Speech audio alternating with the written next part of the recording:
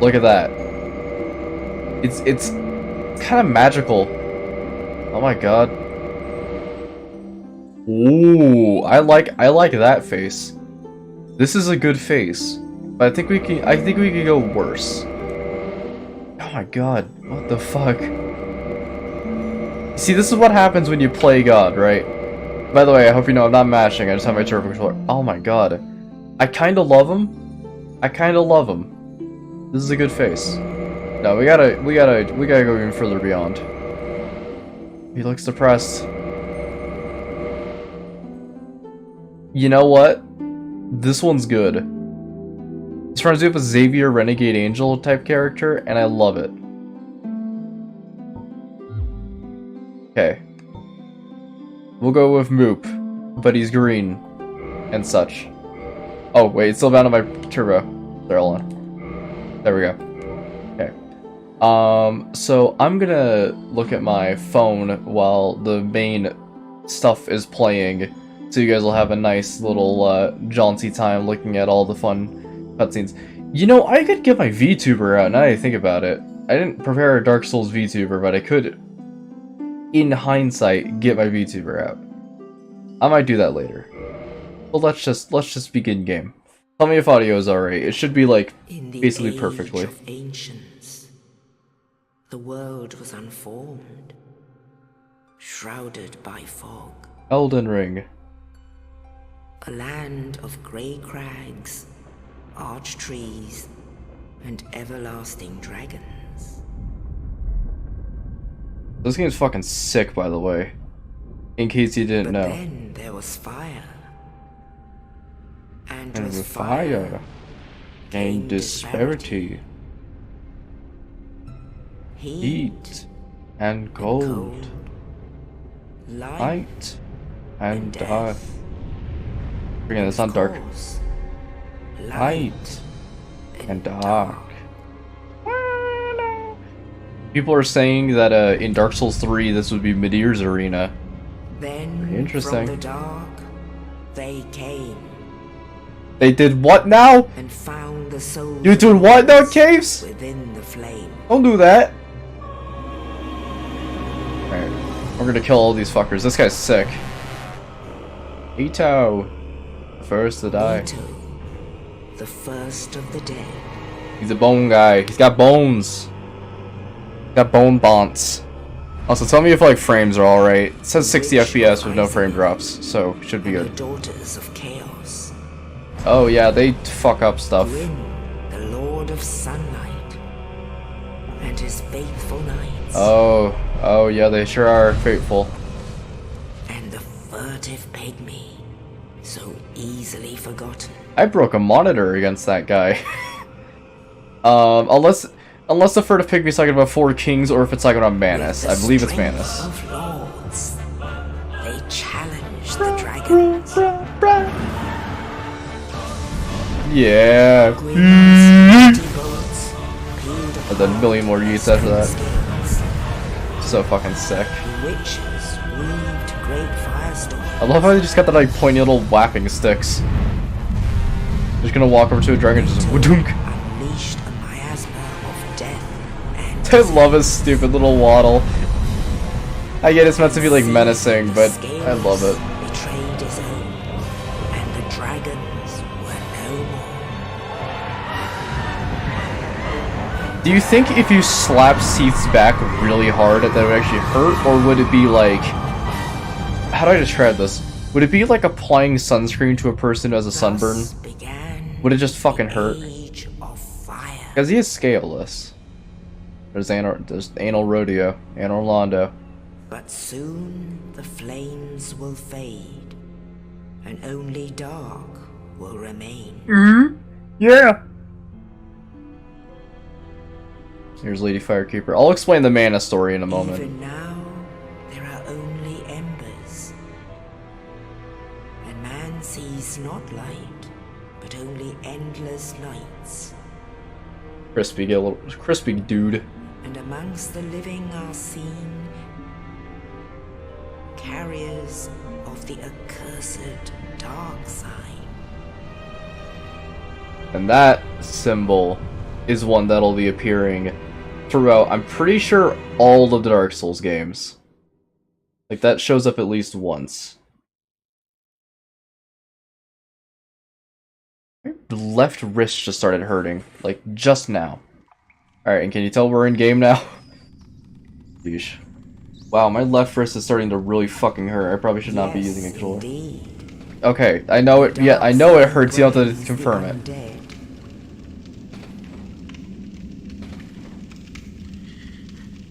And in this land, Look, it's me. the undead are corralled and led to the north. I'll explain plot stuff and the mana story in a moment. Where they are locked away to await Wait, the end of the world. Basically, Gwyn just rallied up these dudes and were like, hey, we don't want hollows in this town. Gwyn's a big, fat, stinky racist. This is your fate. No. Oh yeah, I'm pretty sure that's just a rat model, but they scaled it down incredibly small just for that cutscene. Or they scale everything really big. And then we're gonna meet, like, one of the, like, cool characters who's also the most forgettable. Here's your stinky corpse. And he also has the cool armor.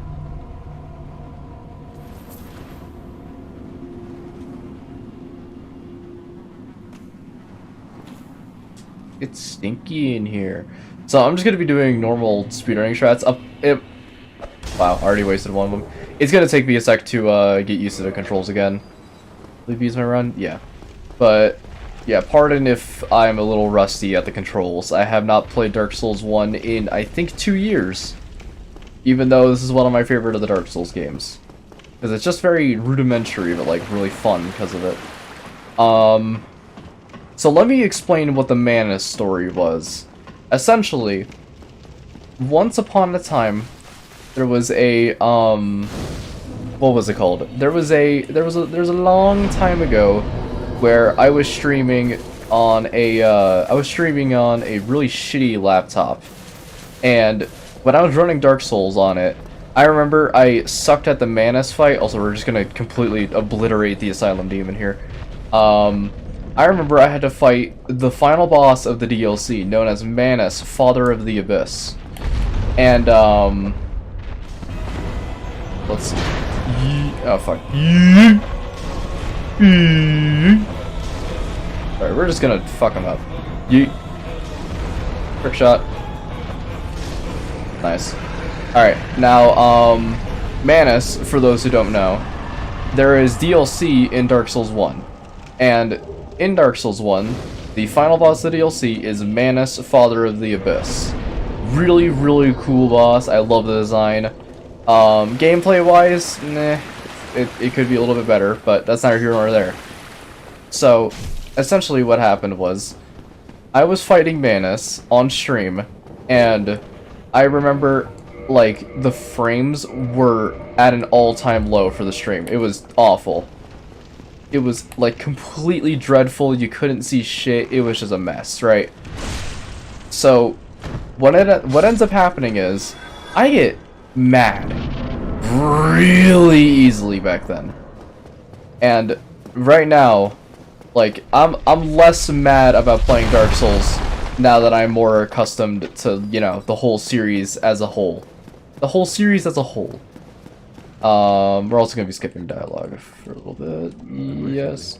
This guy's basically just saying, hey, there's 2 bells. Go ring both of them. Anyways, I'm dead now. We'll catch up with him soon. But, shit.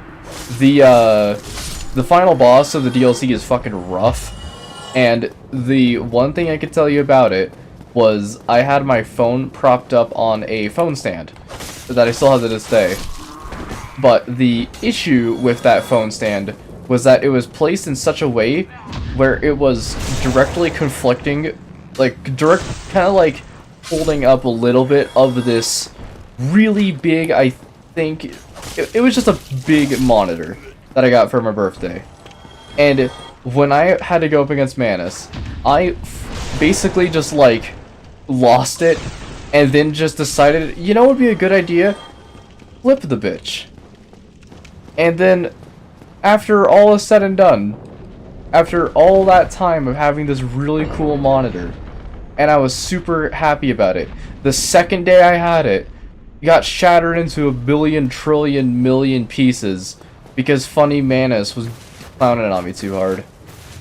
And so, that stream was like probably the worst stream I've ever done in my entire life, because like directly after that monitor broke, end stream instantly, just fucking trying to cover up all the shenanigans that happened, that ensued. Oh fuck, I probably shouldn't have skipped that cutscene. Big Bird shows up and he grabs you, and now we're on the bird. I shouldn't be skipping cutscenes because I know it's like, it's Dark Souls, you don't want to skip the cutscenes. But I kind of also want to explain stories without really, you know, talking about too much stuff. Alright. Welcome to Firelink Shrine, baby. There's a scumbag of the hour. But, what was I gonna say? The, Manus fight. That fight, this is my goal for like at least the next couple of streams, is that I am going to go over the Manus and I am going to whoop his goddamn ass so hard that he's going to be knocked back the next week. Literally, because it takes place in the past. But also I know all the secrets. Ooh. The main way that I want to go about fighting Manus is I just want to go and kick his ass. I want to get redemption for that one time I got a little too pissy at Manus and I broke a monitor. I'll assure you that was only like 2 years ago, and now I have a different. I am a different man because of it. I am now no longer, you know, pissy about Funny Abyss guy. Now it's time to play Dark Souls, but like all of it. I made a poll on the community tab on YouTube asking if people are like down with Elden Ring streams because of like, you know, DLC is going to be coming out. And I saw a lot of people were like, yeah, go for doing like the whole series, and I'm like, I'm absolutely fine with that. Fucking hit it. Alright. So here's a strat. I'm also going to be showing off a bunch of cool techniques that I know. So this chick, there's a girl in this cage. She got her whoa, that was not a word. She got her tongue cut off because she was trying to speak about this guy called Lautrec. And the church thought that Lautrec was a good guy, and she was like, oh, Lautrec's evil, and then the church was like, no, Lautrec is cool, and so on and so forth until she got her tongue cut off and put in a cage. She is a fire keeper, so if she dies, that fire, like the bonfire I was resting at, just goes away. We're making a pit stop down here because we can actually use Firekeeper souls. I missed the funny item. You can use Firekeeper souls from other dead Firekeepers in order to upgrade your Estus flask, which is your main source of healing. I'm just basically be giving the rundown on a whole bunch of stuff. So this area you're not supposed to access until way later in the game. You can just go here now, but there's no use until you manage to... No, wait, you can defeat them before Anorlando, right? You can access this area whenever you want, except that it's incredibly difficult and has a bunch of really annoying enemies. So walking across here gives you a Firekeeper soul. A Homeward Bone allows you to rest at the most recent bonfire.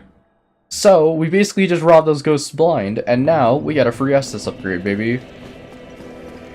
But yeah, I'll be explaining some Dark Souls mechanics to people who are not accustomed to the series, because I figured, you know what? It would be cool. So now, I have a Dark Souls... if you look at the bottom left, I don't know why I said I had a Dark Souls. Guys, I did it! I acquired the Dark Soul! Game beaten. Woo!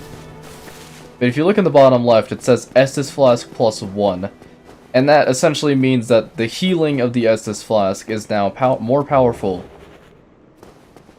So, the main difference between the quantity of the Estus Flask and the quality is that a Firekeeper soul increases the quality, like how much it heals. What were half those words? What do you mean? You gotta get the Firekeeper soul from New Londo Ruins after going down to the basement of Firelink Shrine, Go talk to the Firekeeper and go give them the Firekeeper soul to upgrade your Estus Flask to Estus Flask +1. What is there not to understand? Where am I?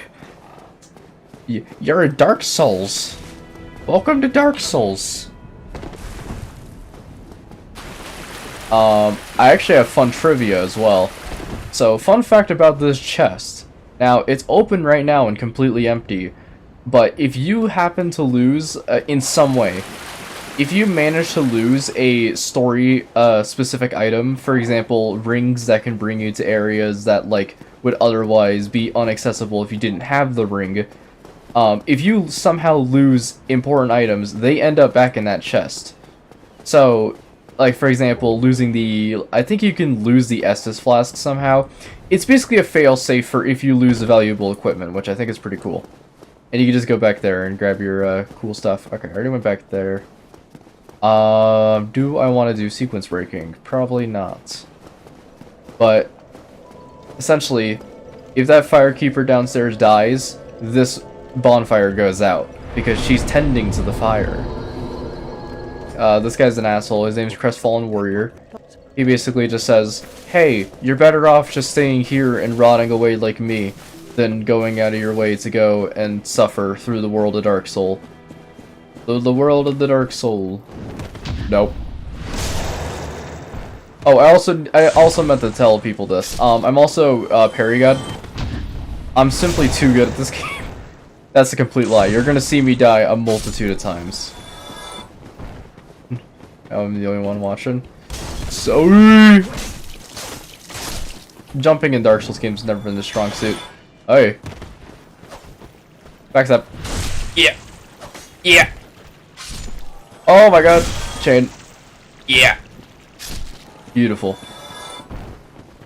Oh, if you are not accustomed to the Dark Souls series and want a quick tip on backstabbing, a good thing to note is that backstabbing only works if you're not holding your shield up. Because I had to learn this the hard way against going against invaders. When backstabbing someone, or backstabbing a human-esque entity, you need to, in order to backstab them, you need to have your, you need to have your shield not held up. And it sounds silly, but I assure you that's exactly how it works. Let me do a brief example, because I'm pretty sure there's like 3 hollows up here. Alright. Hollow 1. Who's up? Who's up first? Alright, you want to test? So check this out. See, I was holding on my shield there, and it didn't work. However... Oh. Oh god. Nope. Oh god damn it, hold on. You also gotta get in the right position. There we go. Position. So because I disengaged my shield for a second, like that, you can get some cheeky backstabs in. And of course none of those are the official backstab animation. The From Software brand backstab animation. But yeah, good tip to always know. Backstabs only work if you're not holding up your shield. Well, let's see.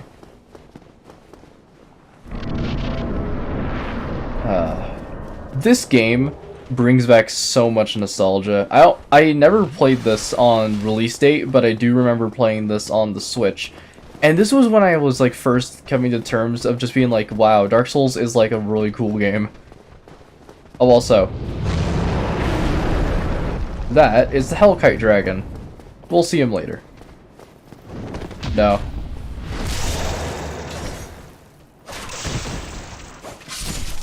Nice back. Ha! Yeah, fun things you can do with backstab animations is you can always just debate enemies into... backstab animations by, like, basically forcing an animation to play whilst an enemy is also attacking you. It's kind of beautiful in the way, just chaining together backstabs. Oh, also, these guys suck. Here's an easy tip. Hit once. Parry. Or you can circle around them until you get a backstab like this.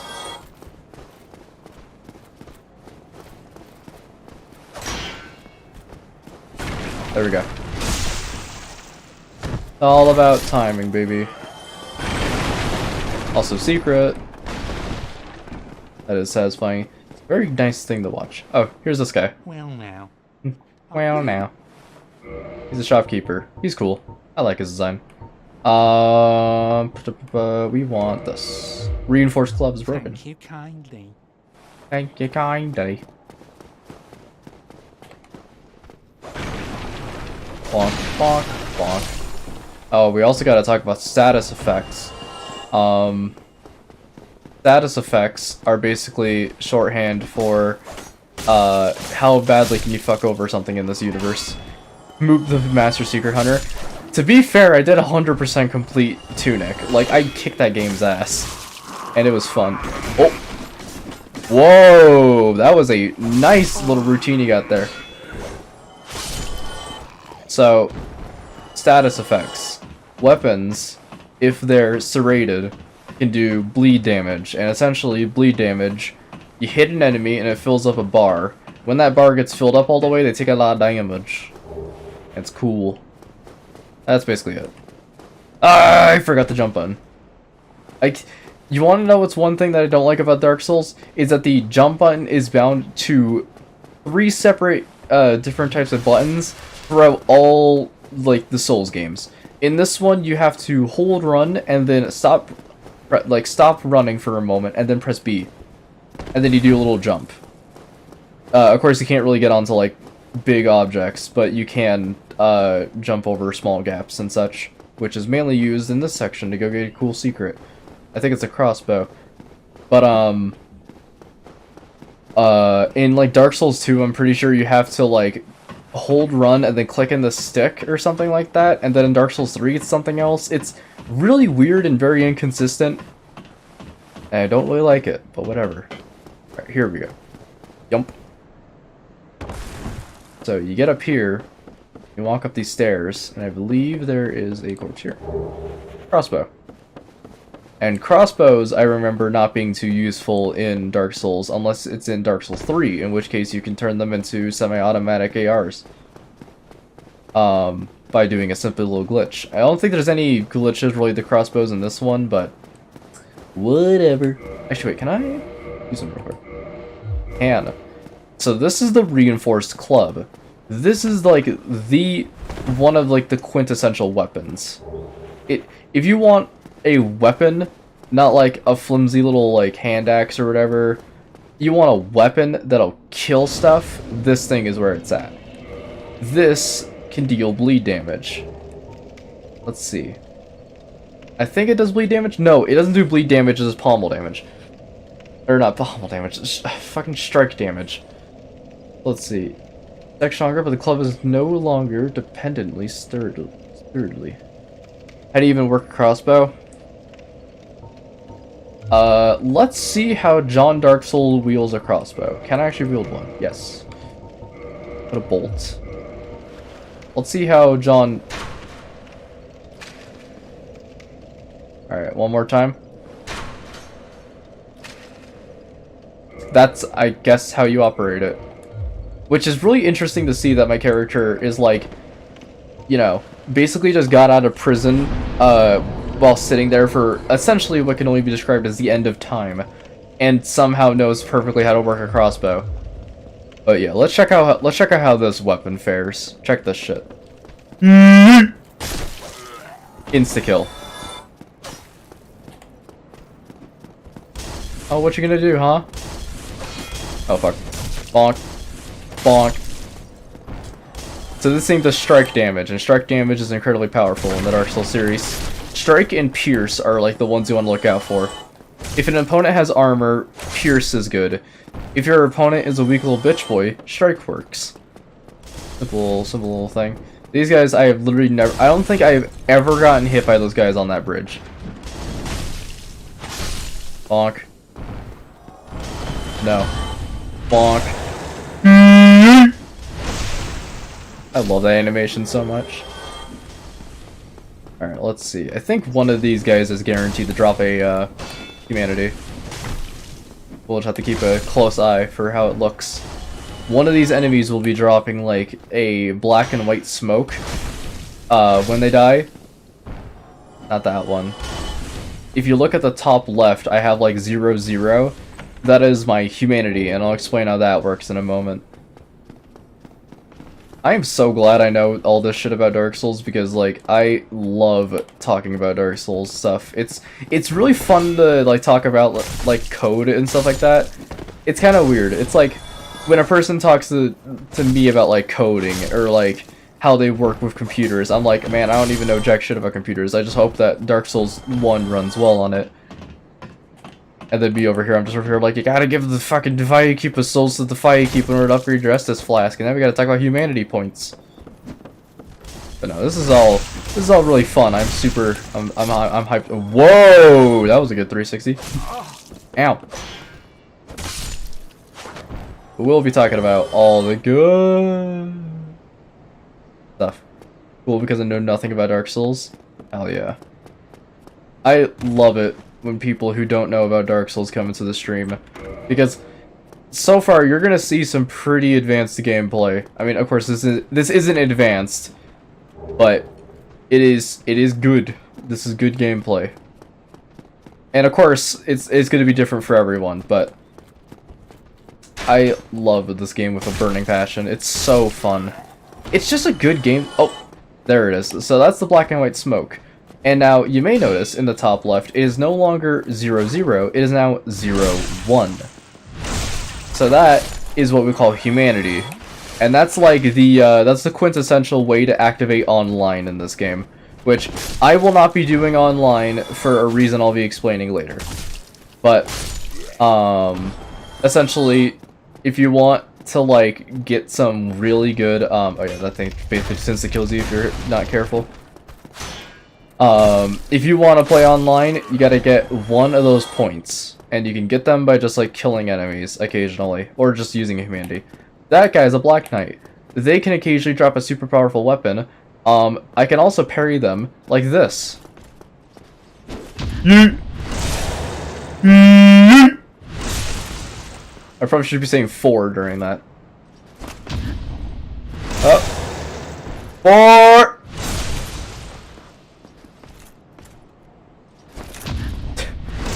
I love parrying Black Knights, it's so fun. Oh, what you gonna do? Oh, I'm supposed to use a ride shield! Ride shield!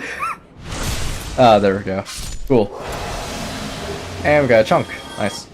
They can occasionally drop their weapons, but those guys are a one-time spawn, so you gotta make those weapons count, because if they drop their weapons, you get an incredibly powerful thing to wield. So one thing that I'm going to talk about is how humanity works. Of course, we got a boss fight here. So other footsteps. Also, in this barrel, fun fact, lizard. Night lizard. I played Bloodborne, but it was completely lost the whole time and I couldn't find any checkpoints. Bloodborne, I've basically seen all of Bloodborne, and I can explain a couple things about it. But basically, from watching this is just getting like the gist of what From Software games are all about. And then Bloodborne is on a different breed of chaos.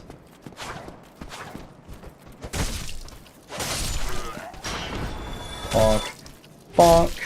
Alright, now I'm going to be showing off a cool speedrunning strat, right? What you do is you take your gold pine resin. Well, this isn't a speedrunning strat. Alright, you just press B. Check this out. This is the Taurus demon. Oh, come on, what's the trigger point? Here? There we are. Taurus demon. Run all the way back here. Select your gold pine resin. You climb all the way up here. Wait for him to, like, do whatever. Slap on the resin.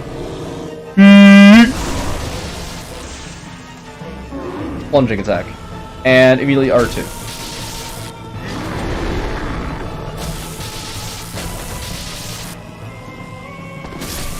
Nice. No hits, baby!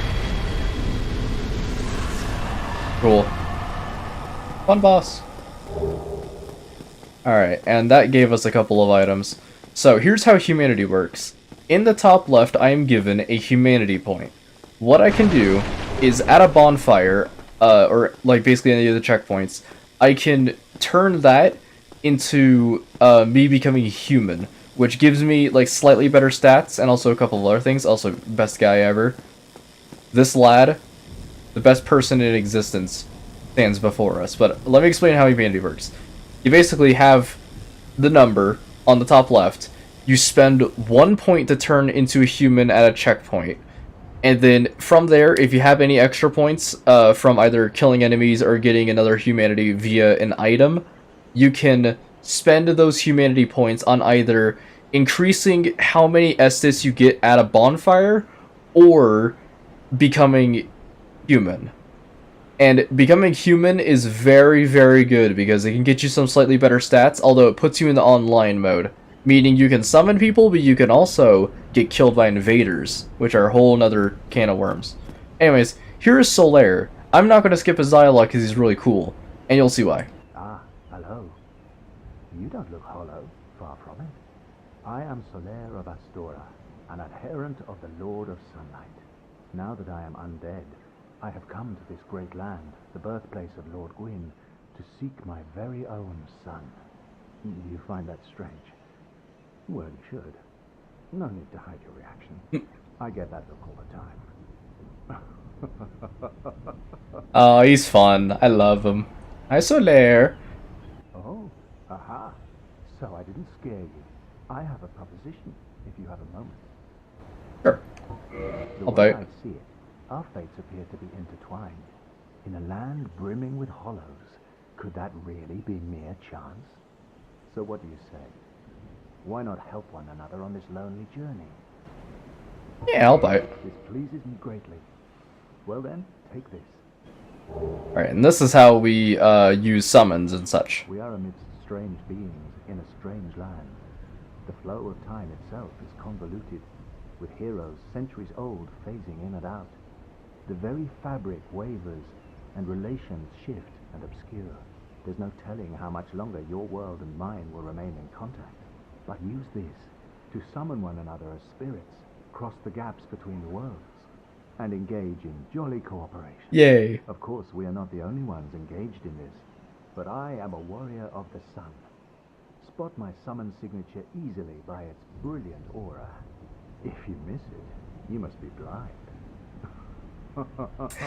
Oh, Solaire. Oh, what a fun guy. I love him. So he basically was just talking about, hey, if you need help, like at all, anywhere. Oh, right, I need a Capra Demon key for that.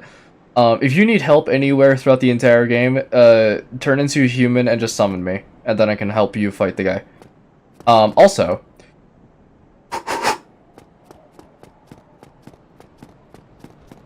he's right behind me. He's right behind me, isn't he? He's right behind me, isn't he? He's right behind me, isn't he?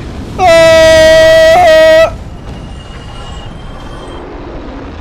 We got dragons, bitches. So that's the Hellkite dragon. He sits on the Hellkite bridge. However, I'm gonna do this. Punk. Shortcut. So there are two ways you can actually go about this this area. One, this guy breathes fire continuously, and will essentially drench the path in, you know, in flames and prevent you from going past. There's a bonfire right there. However, there's a path underneath you can go to completely avoid him. Hold on, we're gonna skip over. Put too much salt on the fries. Shit. I'd recommend take the fry, like pinch the end of the fry with your index and your thumb, and then just like tap it against like glass or a bowl or something, and just get all the salt off, and then try to enjoy it from there. Or you can like take a knife and like scrape it off. All right, but let me show you something real quick. Looks like a dragon. Done gone is a dragon. Done gone, look like a damn dragon to me. So I'll show off the underpath and I'll show off the overpath. So this is the underpath. You can go down here at any time and you can just like walk around and get all this cool stuff. Fight me. No. Fuck. Oh, nice. Oh, wait. Alright, these guys inflict poison, so watch out. And I say watch out, which is exactly what I'm not doing. Oh man. Okay, I'm not dying to rats, okay? I'll get poisoned all I want. I'm not dying to rats. Not dying to rats!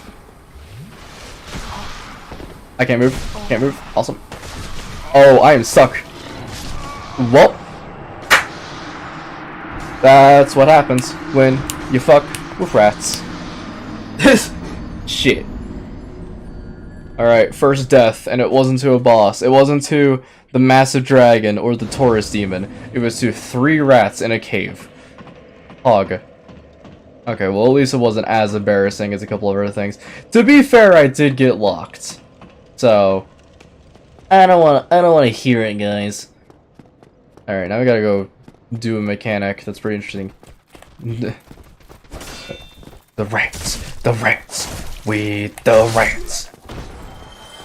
Right at night, we stuck at night with the rats. I love just bonking these dudes.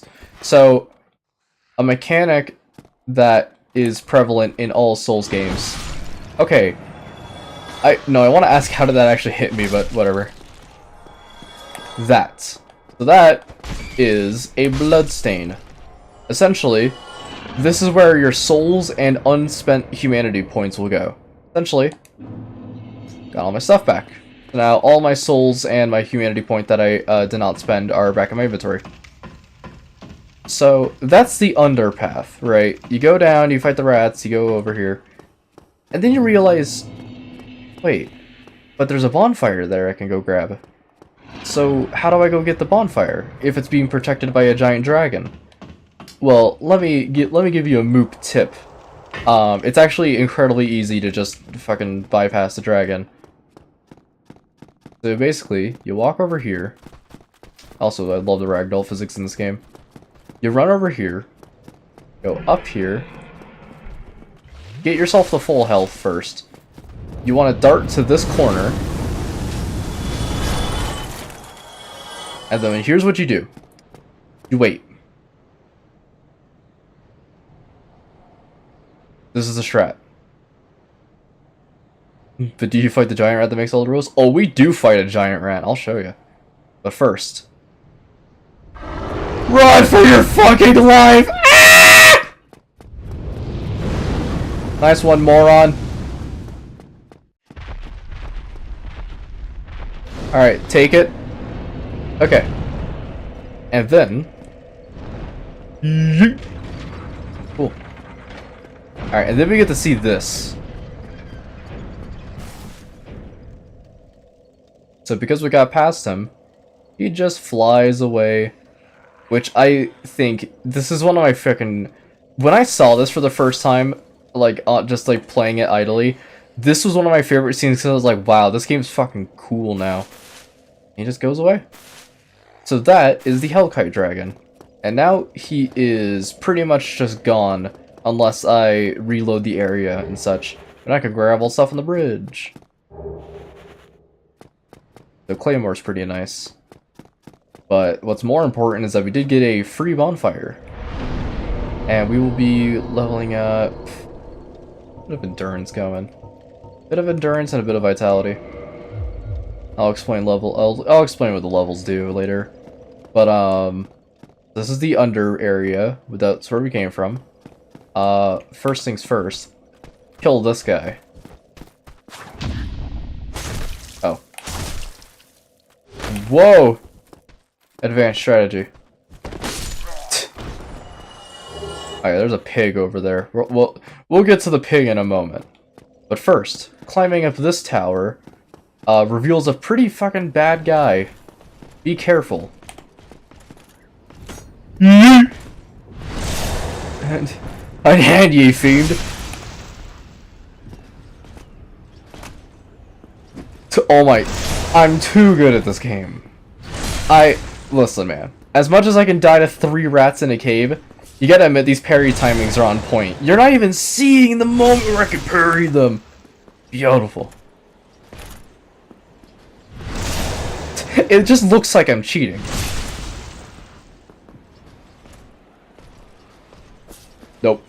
I love parrying Black Knights. Alright. Titan chunk. Cool. Yeah, you get to fight that guy, and that guy is rough. Because of the great sword that he has, he can dish out some heavy damage in a very short period of time. Let's do strength, I guess. Sure. It's beautiful. That's beautiful. What's up, shirt lips? You get up right close to him and just whap him in the dick. Bonk! Alright. Now this is a strategy that I would only recommend if you have played Dark Souls before. If you haven't, this is gonna look fucking insane. So, I'm on a timer right now. There's a hollow who is about to pull the lever to a gate. Specifically that one right on top of me. And that hollow right there is going to activate the gate. By getting behind him before you're supposed to,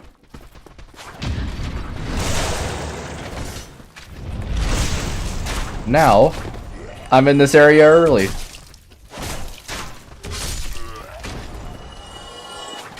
Oh, sweet Jesus. The parry timings are on point. And now, the moment I killed that hollow that was activating the gate, I can activate the gate again, and that hollow will now no longer show up. This gate is now permanently unlocked.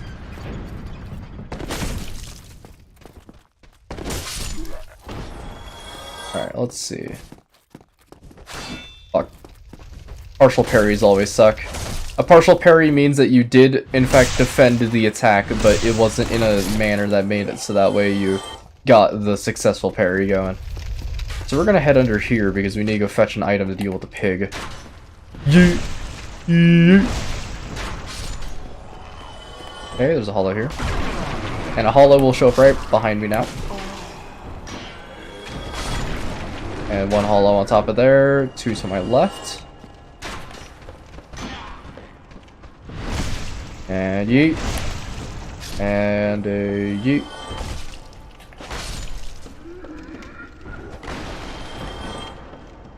Oh fuck, we both tried to do a jumping attack. Okay, yoink that. Go all the way down here. We play Not For Broadcast. I have seen Not For Broadcast. I looked at a little bit of the gameplay because I kept getting recommended its advertisements on Twitter, and it looks kind of cool. It's like, you have to, like, choose what to put in on TV. It looks pretty interesting. I might play it on stream. I'm not sure yet. Of course, I got a whole backlog of games I need to get through, but it looks fun. I might check it out. Okay, so being not actually careful, just being awesome. Ah! Never mind. I was say, being awesome, you can totally just run through that entire rafter area and fetch that soul without taking too much damage. I'm gonna go up here. Alright, now here's an easy way to deal with the pig. So there is a giant armored boar. Basically what you want to do is you want to roll, deal with this hollow. Now, that pig down there cannot get to my position. He is stuck. It's like YouTube Poop Studio? Hell yeah. Let's see, so we're going to throw on an alluring skull. Attracts certain types of enemies.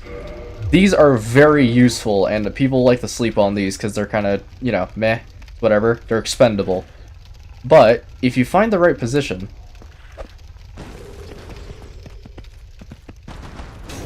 you can make all sorts of stuff happen. So that pig is now drawn to that area because of the skull. I don't know what he's doing now. I do have a fun fact about alluring skulls. They actually work better if you throw them at a wall. Because the way the alluring skull works is a hollow or any type of enemy will walk over the alluring skull and it will become disabled.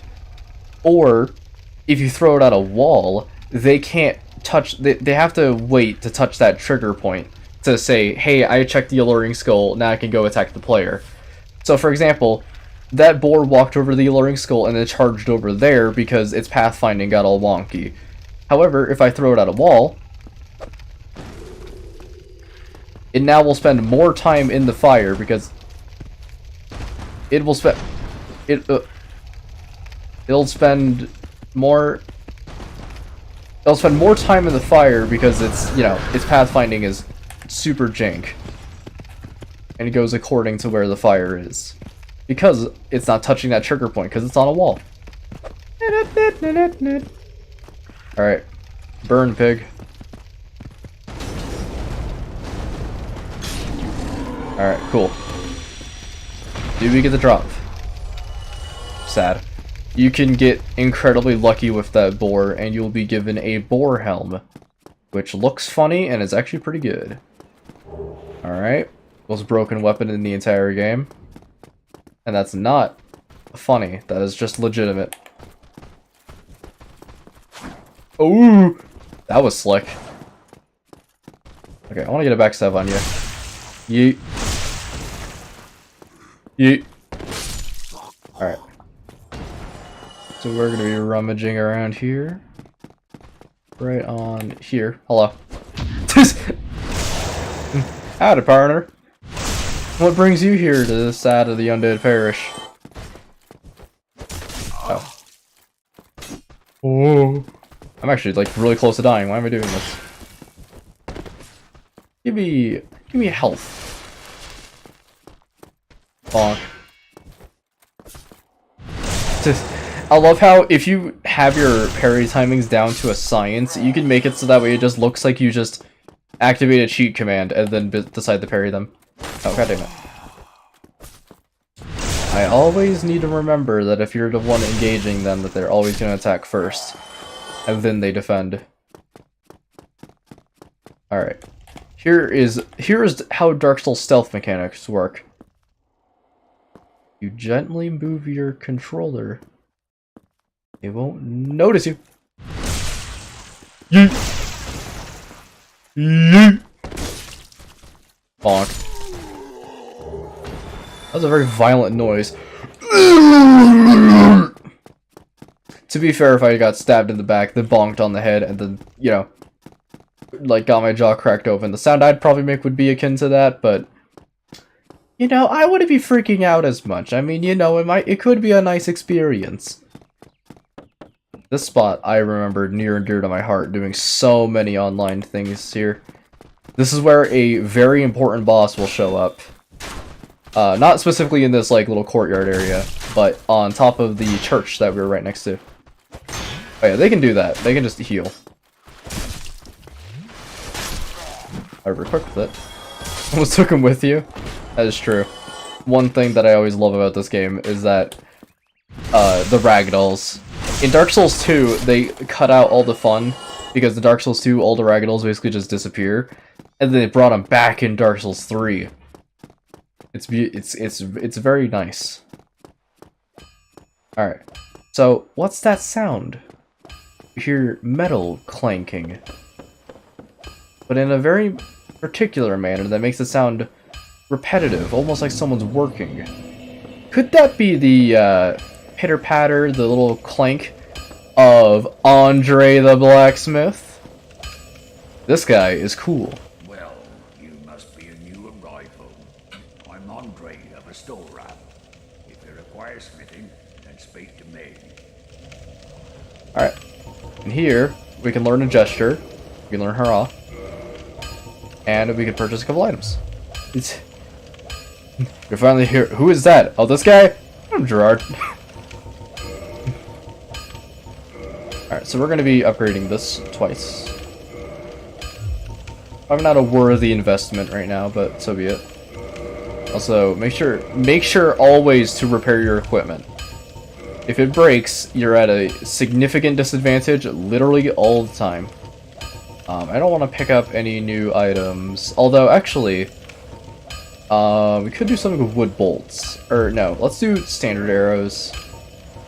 I think the correct amount is like 70. We'll purchase, oh, that's a lot. We'll purchase 70 of these arrows from our good boy Andre here. Okay, if I can get the amount correct. If you like start going over or like start holding it down for a specific period of time, it just speeds up, which is cool, but it very disorienting. Most weapons and armor are mighty sturdy indeed, but every hunk of metal has its breaking point. If you notice durability running low, it's time to repair. You can ask a blacksmith like myself, or do it on your own with a grindstone. The nice thing about weapons, they never betray you. So pay them a little respect, eh? Don't get yourself killed. Neither of us want to see you go hollow. I love Andre. What a cool guy. And he provides a very good point. Make sure to repair your weapons in this game, because if you don't, and it breaks midway during combat, you're gonna have to swap to a weapon that may not have enough upgrades to suffice. This is an area that we'll be visiting later.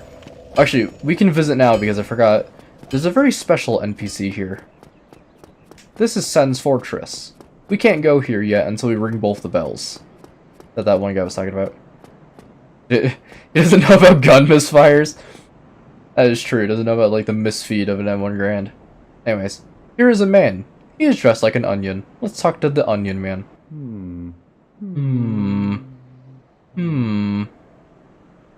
I quote this guy daily, and y'all should know this. I just go, Oh, Forgive me. I was absorbed in thought. I am Siegmeyer of Katarina. Quite honestly, I've run flat up against a wall, or a gate, I should say. The thing just won't budge, no matter how long I wait. And oh, have I waited.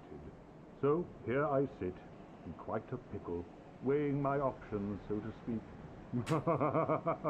So this guy's fun. He is a dude who we basically just kind of have to like carry his ass through the entirety of Dark Souls. He's cool though. Still closed. Still closed. He's a fun guy. I like him. He's not a fun guy, he's a mushroom. The name sounds stupid. He is Onion Man.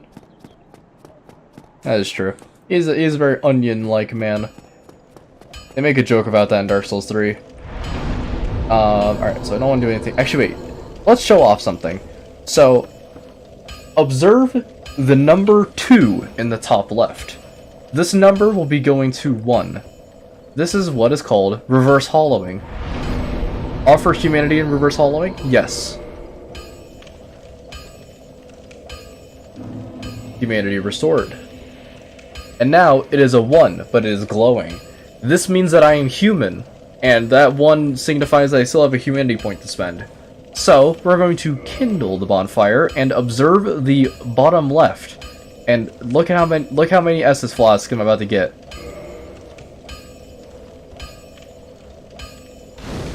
Boom.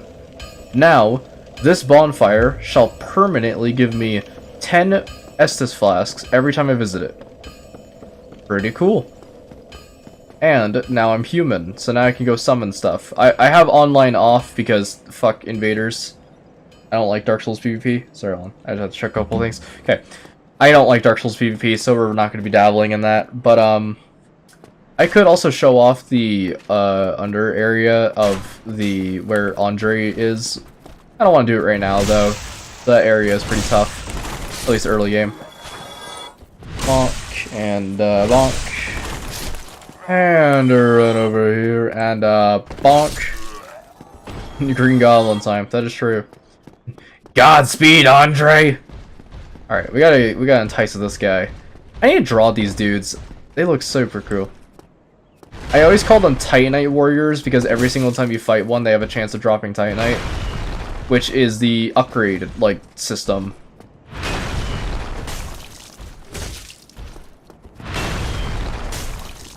Ever play Dark Souls so it all looks kind of funny? Yeah, it's... You know what I consider Dark Souls to kind of look like smashing action figures together, or like watching someone try and play D&D. You know what I mean? It's kind of like, it's, how do I describe this? It's almost childish looking at how Dark Souls kind of operates. Not to say that Dark Souls is a childish game. This game will fucking kick your ass. This game does not hold back, but it's cool. Oh, sorry. It's cool. Alright. There is a dickhead. We can't kill him right now because I don't have a bow. I have a crossbow, but it doesn't have enough bolts to kill him. We can fetch a firekeeper soul, however.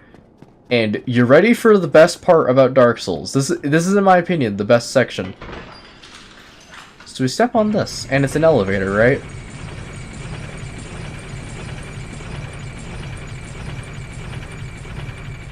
Wait for it. Oh, what's this? Was that a Dark Souls style shortcut?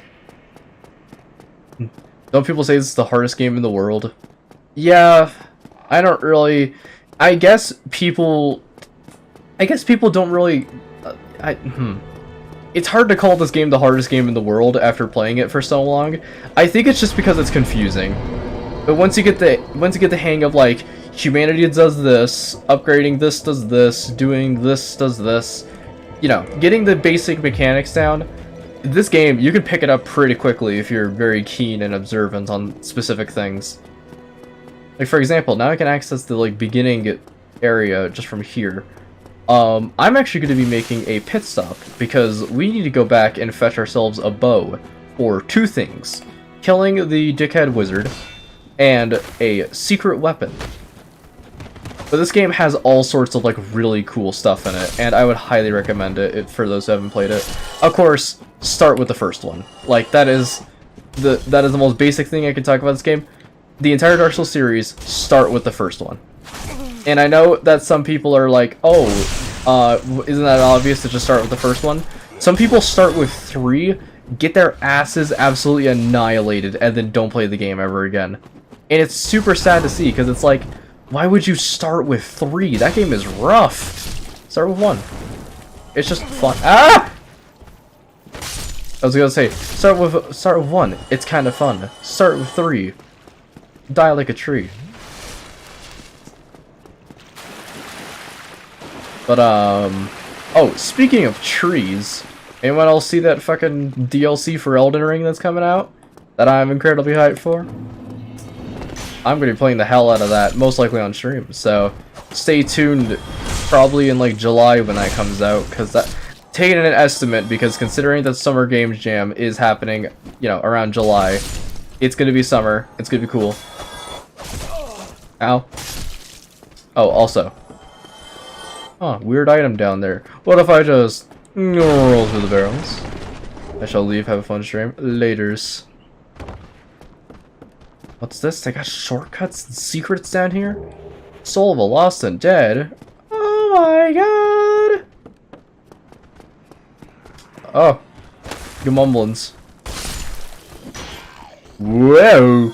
That is a shield break. So that's what happens when you get hit with low stamina. You get hit, and then you stumble back, and it sucks. Because then you take a shitload of damage. Also, it's a trap! These guys set up a funny little trap. For little old me. What the fuck was that? Nice. And yet they failed miserably.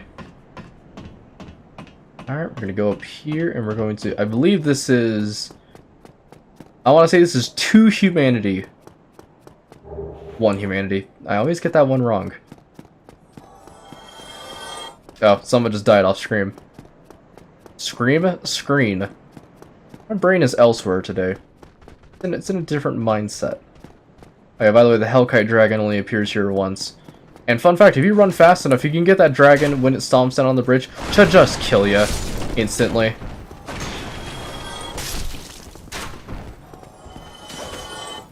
Bonk. And, bonk. Alright. Go run up here and bonk this guy. And run down here and bonk these 2 lads. And then I shall be showing off the secret weapon. The secret ultimate weapon, actually, because it's really cool. And the, you know, purposes of the bow. Because we're gonna need a short bow for this next segment. Come on.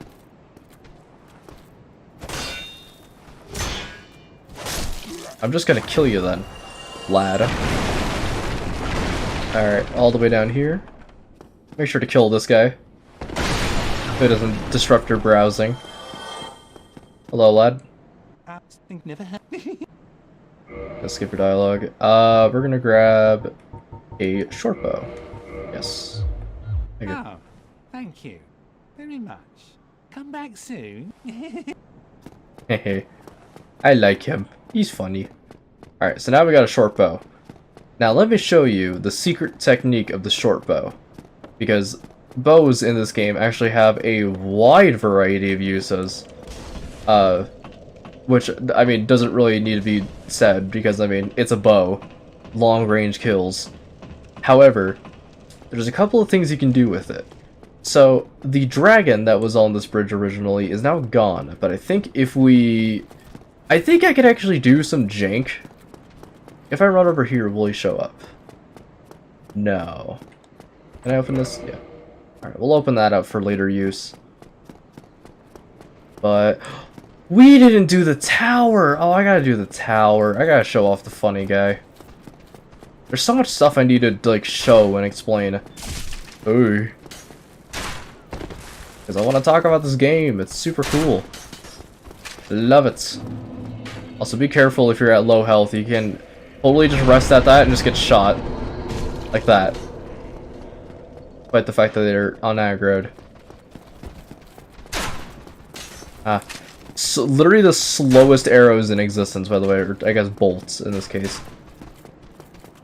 Yay, come on. Ow! Dickhead. Okay. Here's what I'll do. This is an advanced strategy. Simply just reload the damn game until this dragon shows up. Because he did leave, which sucks. But we want him to show back up again.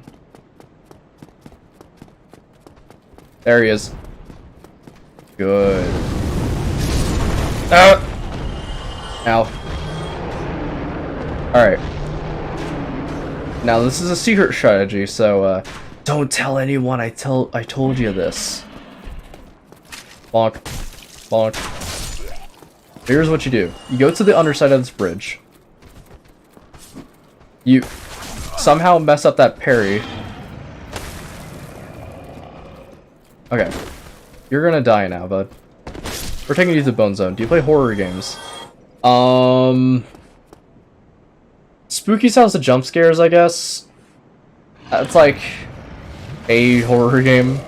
I don't play a lot of them. I don't prefer the genre because I'm kind of just like, it's mainly one of two things. Kind of a scaredy cat, and also I kind of just like, I don't know, don't really bother with them. You stream 3 more hours when I'm not at class? Yeah, sure. Don't worry. Alright, so here's the technique, right? Here's a tail. I have a bow and arrow.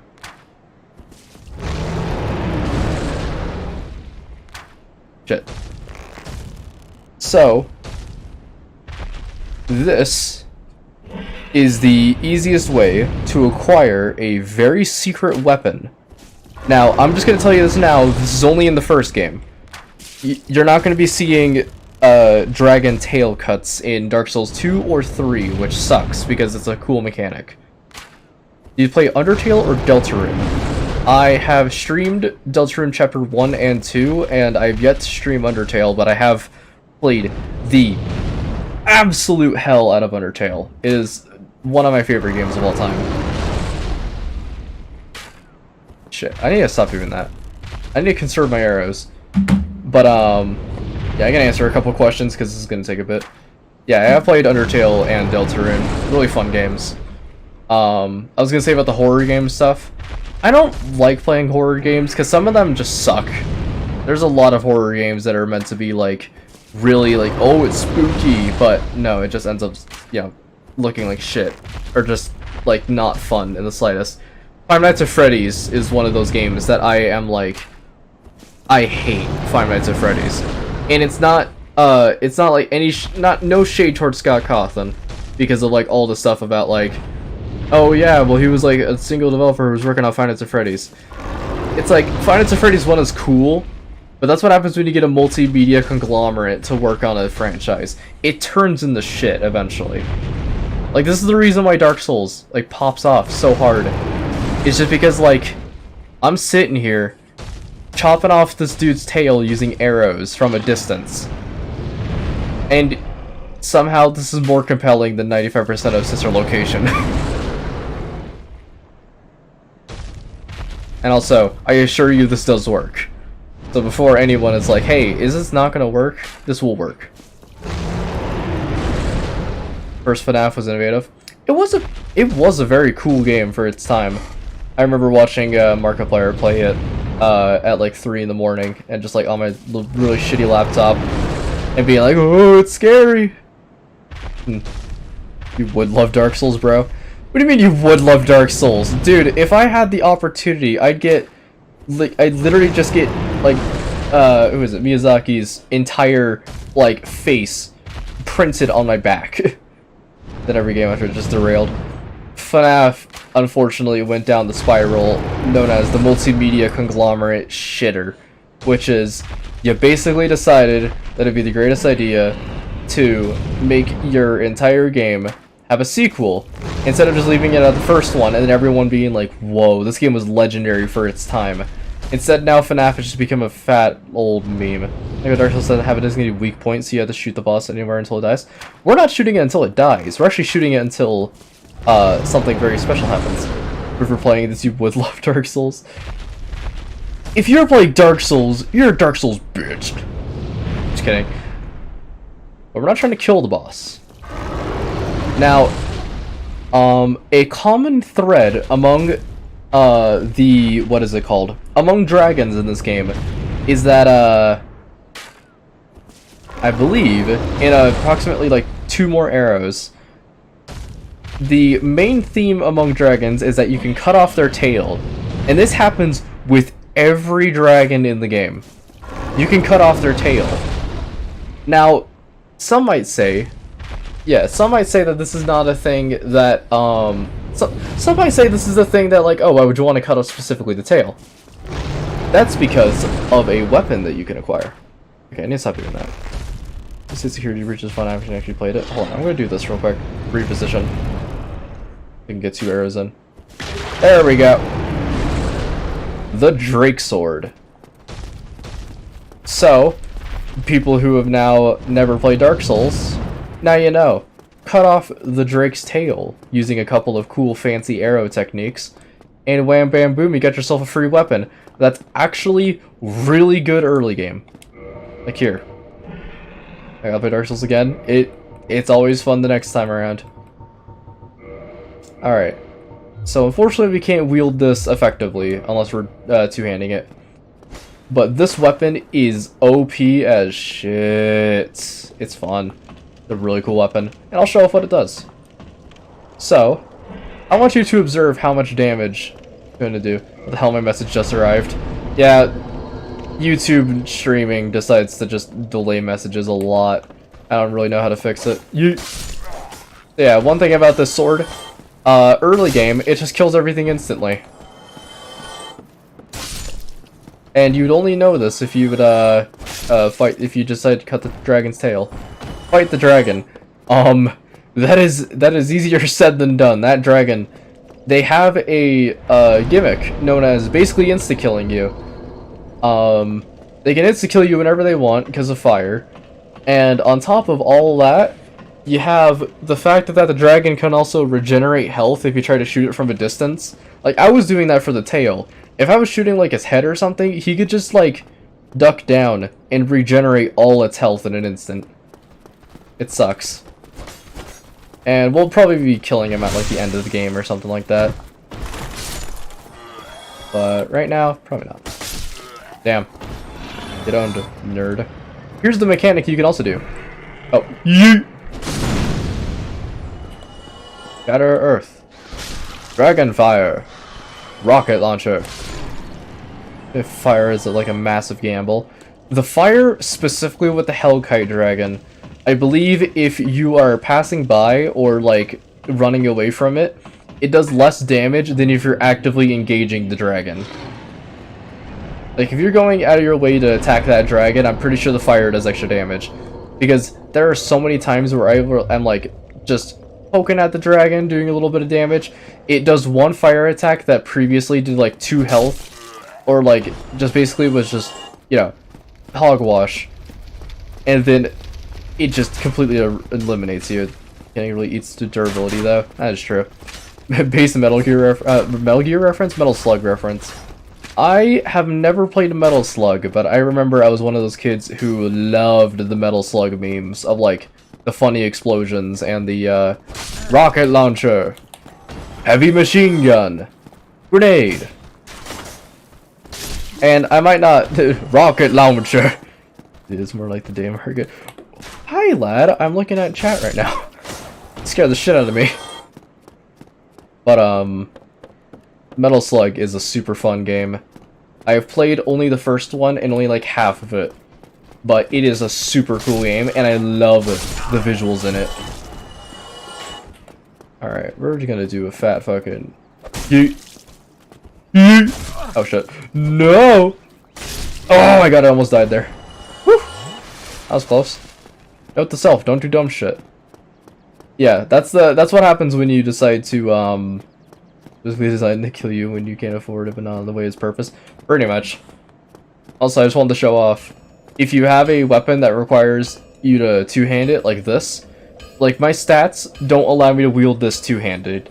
However, if you wield it one-handed, and it doesn't allow you to, with that little X on the bottom left, yeah. You played Resident Evil 4. I have never played a Resident Evil 4, I've never played a Resident Evil game in my entire life. And I've only heard good things from them, except for the most recent ones. You play Roblox sometime. I do not play Roblox. Which is your DS3, I don't give a people think otherwise. I feel like Dark Souls 1 is just more rudimentary parrying. It's kind of just like, you do it or you don't.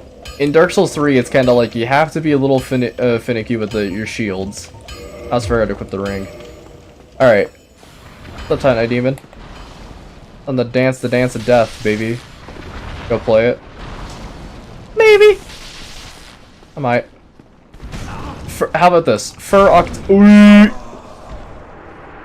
Alright. Now, I'm not a man who is... I'm not a very intelligent man. I'm not a very wise man. But I can tell when something hit me twice when it was only supposed to hit me once. I'm gonna be completely frank with you, I don't even know what that was. Ow. I'm gonna go fight him again. We're actually gonna do this. Where is it? Force Club. This is... how much less damage? 200... 116. We are going to swap to the Night Shield. With a slow parry. Take off them gloves and... actually wait. Gloves, remove the pants. There we go. Fast rolls, baby. I was worried about the Dead Space remake. I've also heard Dead Space was really cool. I really don't want to invest my time on buying remakes that are going to cost like fucking $80 more than the original. Because Jesus Christ, the price of some of the newer games that are coming out is insane. This is the way we're exclusively heavy armor and get the best shield early game. Or I don't bother wearing heavy armor. I kind of like wearing light armor to just do the funnies. Okay, we're not doing a lot of damage against this guy. Oh, why are we actually doing hogwash? Wait, what the fuck? Hold on. Whoa! You know what? Fuck this. I'm just gonna leave. Yeet. Screw this shit. We'll go find him some other time. But it's time for Green Path from Hollow Knight. Is that guy still attacking me? Ooh. Ooh. Ooh. Ooh. I don't think it's time for Green Path. Or excuse me, Darkroot Garden. We are incredibly underleveled for this section, so we're just gonna scooch by. Excuse me. Sorry, I'm just gonna step over your tail there. Whoa. Then Hogwarts Legacy costs like 60 euros. Yes, I'm in Ireland. Man, looking at Hogwarts, looking at the prices of so many new games that are coming out, I'm like, make them 40. I really just want to spend $40 on an incredible game instead of $80 or $70 to $80 on like a game that's just gonna suck. You know what I mean? I want to play a video game and not feel like I wasted my money on it the moment I got it. Because Elden Ring was one of those games where I got it and I was like, holy shit, this game is incredible. Well worth the $60. I feel like 40 should just be the absolute limit for a AAA game. Because $40 is a lot of money. You know what else is a lot of money? $70! Whoa. That scared the shit out of me. That actually fucking scared the shit out of me. I didn't think my sub alert actually worked. Thank you, Fridge, for the subscription. That was incredibly loud in my ears. That scared the fuck out of me. Katana, Zero, Ultra Kill, and Dusk. You know what's really funny is that I've played all of those games, and let me tell you one or two things about how I play Ultra Kill. Also, yeet. We're gonna cheese the funny wizard. Yeet. Did you know? I have a fun fact about Hollow Knight. Did you know that Hollow Knight, what was it called? Did you know that Hollow Knight, when releasing DLC, they said they wanted to make a DLC that was, like, good before they released paid DLC? Like, Team Cherry said that. Team Cherry, the people who made Hollow Knight, said they wanted to make good DLC before making paid DLC. Not only did they make good DLC, they made the, like, bread and butter of DLC. It's like, God bless their hearts. Like, take all my money. It's so frustrating and fun at the same time. I never really got that with Ultra Kill. It's either, like, a level was cool or it wasn't. Like, I don't like fighting V2 because, I mean, I don't prefer V2's fight. But, Minos. Oh, let me tell you one or two things about fighting Minos. He ranked everything on violent. I think I remember I tried to do a stream at one point that was playing, it was playing every level. However, it was all on violent. I had to P-rank all the levels, and I had to do it in one stream. I didn't have to do it on one stream. I had to do it without dying once, and I think I might revisit that sometime, because that sounds like a fun challenge. Funny V2 is really fun. I don't like it. It is most certainly harder than Minos. I guess I don't really like it because it's more just like a ranged boss, and I prefer like the close quarters combat kind of style with Minos. It's really sick. But then again, it's just my soul's brain acting up. Wait, Ultra Kill so long ago was exclusively Cybergrind now. I have not played a lot of Cybergrind. Like, not enough to make it so that way my record is anything substantial. My record, I think, was like 42 on standard, and then I haven't even, like, touched violent. But then again, I'm kind of just waiting for I guess not Act 3 now, it's P2. I'm waiting for P2. So I don't really do Cybergrind a lot. Oh! Get non-buckler parried, nerd. Bonk. Rapier. Nice. But, keep my expectations low for Silksong so I don't get disappointed. I hope that Team Cherry, like, really takes their time with that game.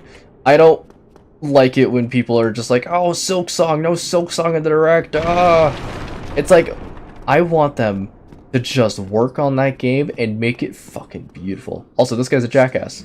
This is Lautrec. I am in luck. Could you help me?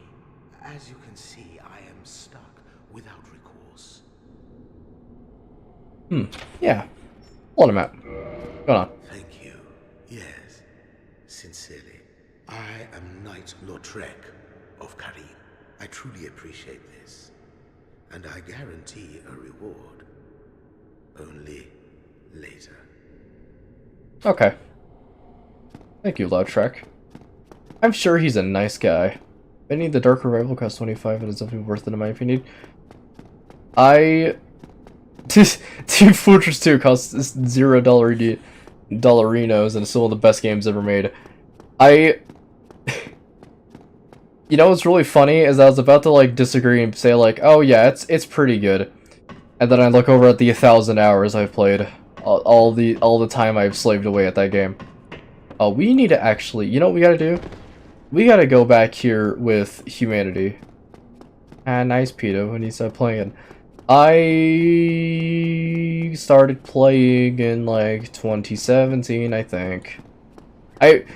No, here's what I did. I started an account in 2015, and then I never got to play it because my laptop couldn't run it. Then I basically just kind of waited and waited and waited, and in 2017, when I got a laptop that was actually able to run the game at like 30, maybe 20 frames, I eventually was like, yeah, this will suffice. And then I just started playing from there. And then only in 2020, I believe, is when I started, so I'm new? Hell no, I'm not new! I've been playing for 5 years! I guess now it would be 6 years. That is not... Playing in 2017 may be new to some people, but trust me, I remember a time when bots weren't around. Heh. They posted Whiplash nerf, so I didn't really mind it. I haven't heard about the Whiplash nerf. Was that the one that added hard damage? New Violent 3. Nice. We forgot to talk to Petrus! Hello there. I believe we are not acquainted. I am Petrus of Thurland. Have you business with us? If not, I'd prefer to keep a distance, if possible. Also, apologies, I didn't know who you're talking about. Okay. Alright, Petrus. Hello there. I realize that I have requested that we retain our distance. But I also want you to know that it is not meant in ill will. Here, take this, as a token of peace. No, go ahead. It's for you. Thank you. He gave me a coin. Hey, hey Petrus, I want to learn about faith. Oh my, you again. Oh, I know. How about this? I have to await my companions here anyway. So what if I were to teach you some miracles? Yeah. Would that please you? Yeah. Very well. Then first, a covenant with the gods. I think I'm already a part of it. Oh, I'm not. Cool. Hold on, I'll read off all the stuff in a moment. Now let me share my miracles. Only their ultimate effectiveness will be determined by your efforts and your faith. Alrighty. Look at the frog. Alright, this guy's Come again. bowl cut looking ass. He teaches miracles. He's interesting. Let me look at chat real quick. See a new Puss in Boots movie. Puss in Boots movie, excellent. I loved it. Really fun game. Let's go visit Havel's Tower real quick. Actually, wait, what's the easiest way to get there? This way. In Cybergrind, I either use more rocket launcher than rail cannon, or more rail cannon than rocket launcher. Like, it for some reason, like, kind of, like, checks and balances. It never really gets to the point where I'm using the rocket launcher more than a specific weapon, or less than a specific weapon, because I keep forgetting that the rocket launcher exists. I also keep forgetting that the saw blade trap exists, so whenever I'm just, like, dawdling around and just gaming, I keep forgetting it exists because I just eventually just go like, oh, wait a minute, I can just kill all the enemies, like, right now. Whoa! Nice miss. Me. And him. I didn't think she was such a goddamn movie at the end. Get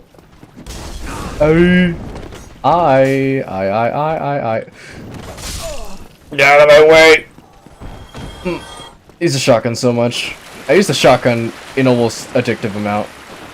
It's borderline criminal, just how much I use the shotgun. I don't like the alternate fist. I get that it has its pros of just being able to clear out enemies really quickly. And then I was just kind of like, well, yeah, I can see the bonuses with it. However, I can't punch my shotgun bullets, and that still leaves an explosion, and I still want to kill stuff with it. I can see where it's good though. Criminal combos, hell yeah. Oh god, my nose. No. Nose itch. Got it. Okay. Cool. We're just gonna be booking it past all these lads. Because I want to go make a quick visit.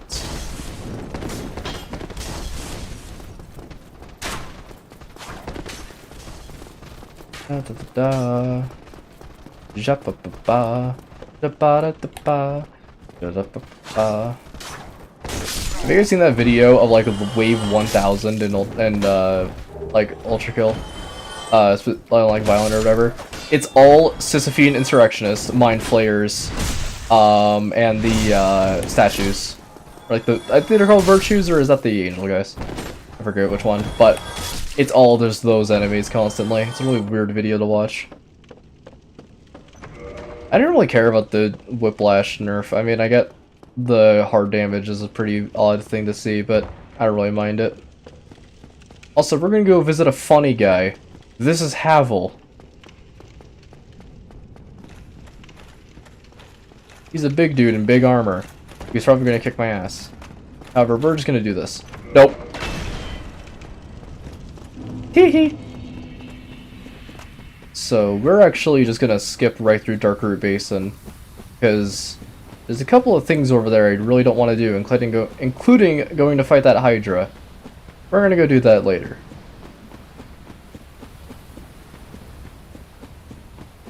But we're gonna make a pit stop over here to Funny Town, where we're gonna go kill a funny guy.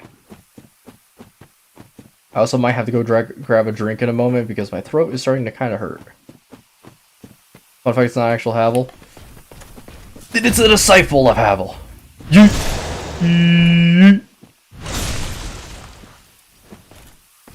Like Gorilla Tag. I have not played any VR games, like, ever. The most I've played was the first area of, like, Half-Life Alyx. Because I remember having a friend who had a Half-Life Alyx. And they're really cool for having it.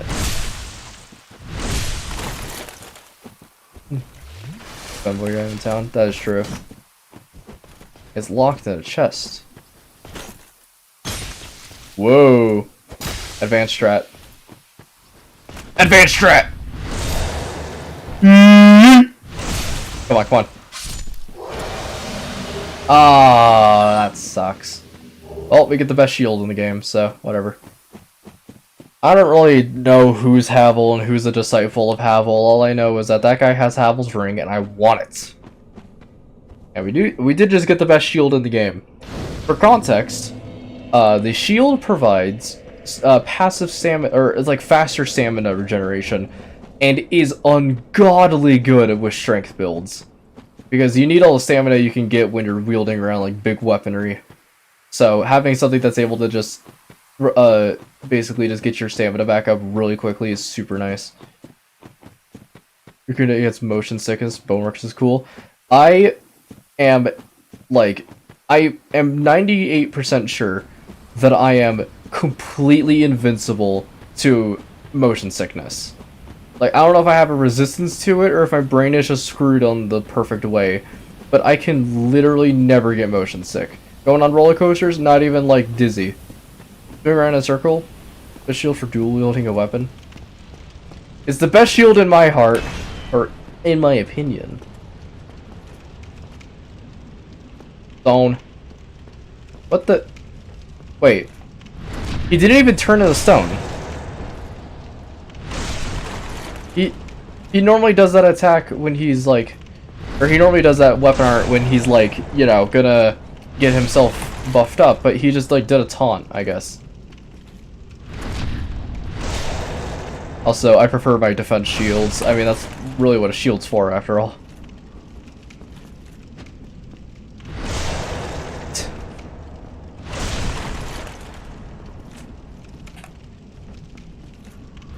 Okay. We're almost there. One wrong squash by this guy and I'm dead. Okay.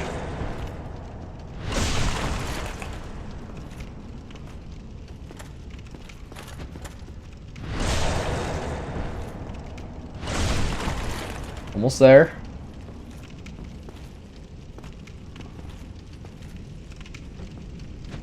Oh, that was a fake out. Alright. That's it. Oh, first try. Without taking any damage as well. Havel's ring. Such a good ring. For context on what that ring does, basically, you have a POV me to furries. Shut up. Just shut up. Don't do that. Anyways. Havel's ring essentially increases your equip load, so you're able to carry stuff a little easier. So I think I can wear a shirt now and a fast roll. Yes. Cool. Very nice. I love me some Havel. Some Havel gear. It's very nice. Anything that increases equip load in this game is super useful.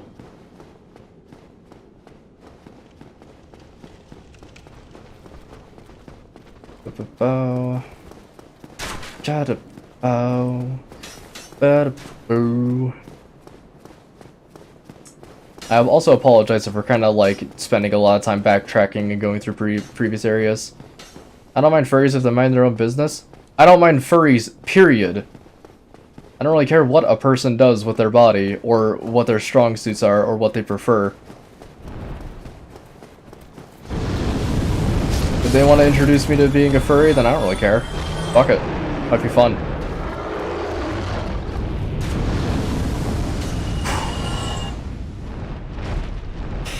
Okay.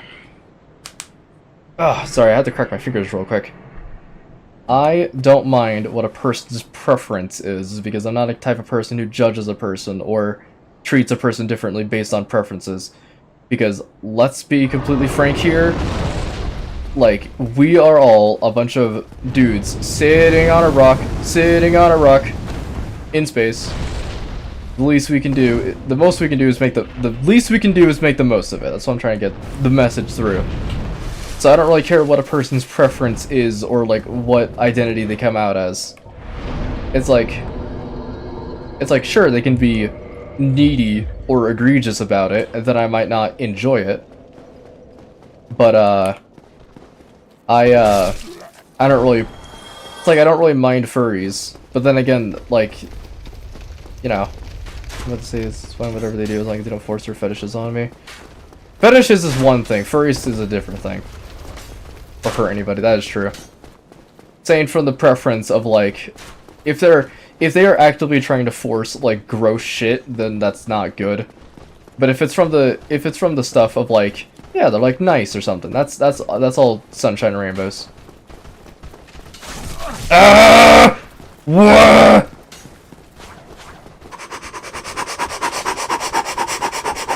Okay. Oh, okay.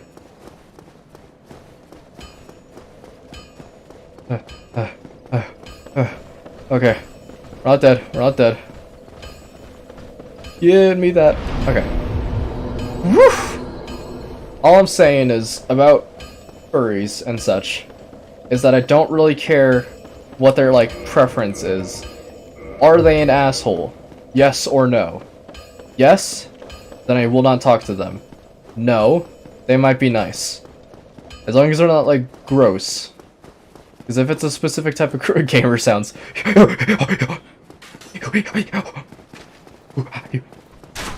But, you know, if it's specific types of stuff where it's like... Yes, I don't want to hear about how you love, I don't know, inflation or whatever. Or, like, feet. It's just like, I don't want to hear about that. As long as you're not being a dickhead, then you're, like, fine in my book. Whatever. I'm a very lax man who prefers it just keeps... It's like... I'm a very lax man when it comes to people talking about stuff, but try not to, like, actively say stuff about, like, oh, I hate this person, or, you know, it's fun to talk about, me beating up this other person. I'm getting parried, aren't I? Nope. Nope. No. You have no tolerance or low tolerance? Because either way... Not based, it's just being human. I'm just gonna say it right now, like, I don't care what your, like, identity is. It's not even based, it's just like, are you a human being or not? It's like, it's like, if I treat a human, like, a different way, because of a specific identity, would that be based, or is that just being nice? Like, we all have to ask these questions. We all have to ask these things.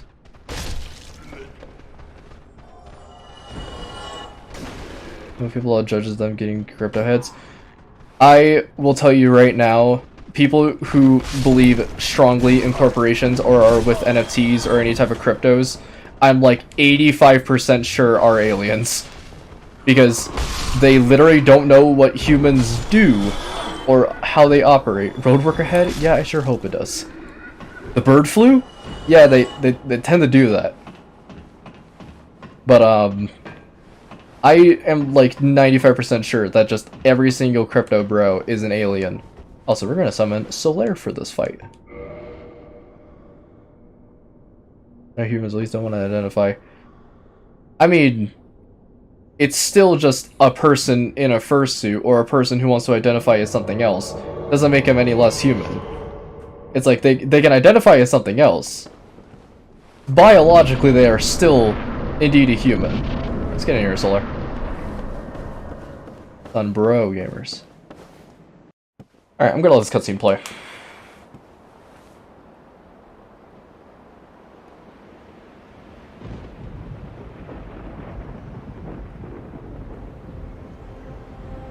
None. None. Dun dun dun dun dun dun dun dun ba-da-da.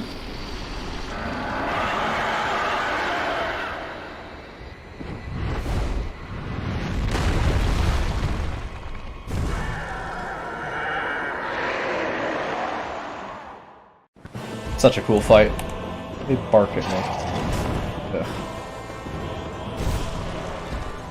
Alright, we want to get that tail off.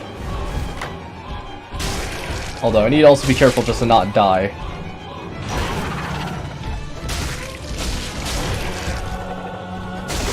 Nice! Oh, he mad. Bad boy, I'm a demon.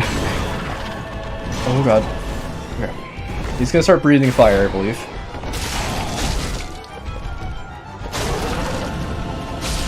Okay.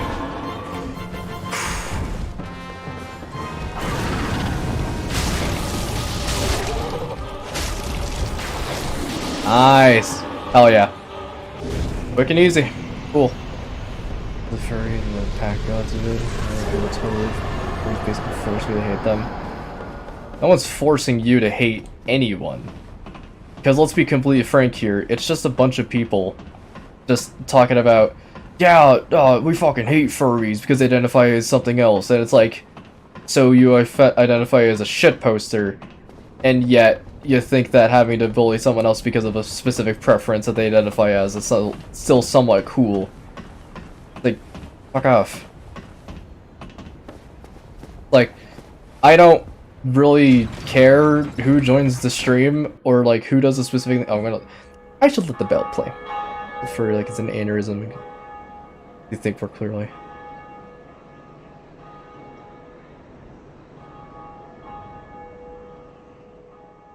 How serene. How calming.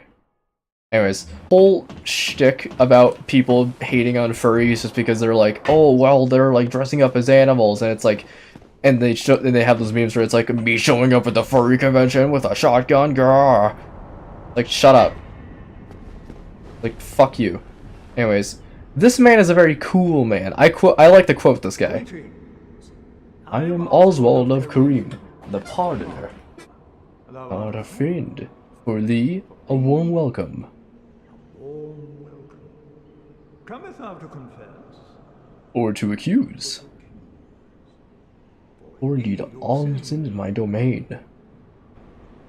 I love this guy. He's fun. We're not going to buy anything from him, because he does have a couple of cool things, including purging stones, which is very important. But, we won't be doing anything else. Are you ready for my favorite line? No, anytime. It is only human to commit a sin. I love Oswald of Kareem. What a fun guy. He's just a very dubious man. I also love the way I know I kind of like, you know, spoke over him. But what is it? I know I kind of spoke over him, but that line when he does the like, it is only human to commit a sin. Get purging stones? No. Next question. I will not get purging stones because I know in my heart of hearts that I don't need them yet. So don't you doggone tell me what to buy. I've done to put my thing around the block. I know how to play a Dark Soul. We're just gonna go down here real quick. I think so seriously, especially the internet can mix everything up. Yeah. I guess basically in my heart of hearts, if you hate a furry or hate LGBTQ people, even as a joke, it's like calm the fuck on, dude. You need to get like an actual sense of humor. Just literally get humor. Invest your time in something that's actually worthwhile. Get a hobby. Get a job. Like, fuck's sake. You don't have to, like, commit your entire life for hating on a specific type of, you know, subsection of a very specific type of person. Like, Jesus Christ, if we're just gonna nail down the boards right there, then why don't I just go like, yes, I hate LGBTQ people. It's like, why is that? Well, you see, pretty sure we'll leave with them. Restrictive.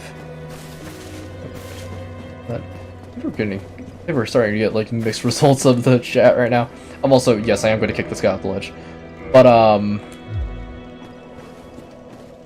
hello, Lautrec. Hello there. I have your reward. Please accept it. Thank you. I am grateful to you for freeing me. And that's a Not enough. evil ass laugh right there. Well, let's not be greedy now. Thank you. Alright. So, hey Lautrec. Why don't you, get off there. Later, nerd. See you in hell, buddy. So, I'm gonna explain this to people who have not played Dark Souls. That is Lautrec. He also is infamous for killing Firekeepers. And the reason why he was down here is because he was gonna kill this Firekeeper. We are going to reload the game real quick to have that have his items spawn on higher ground. Crash Royal of Good Night. I don't know why I keep reading it like that. There we go. Ring of Favor and Protection. And that's a good ring right there. Kick him down. So, Ring of Favor and Protection. An item that gives you pretty good stats. Lautrec did nothing wrong. Yes, he did. It gives you really good stats. However, the moment you remove it, it breaks into pieces. How unfortunate. Anyways, let's get up here.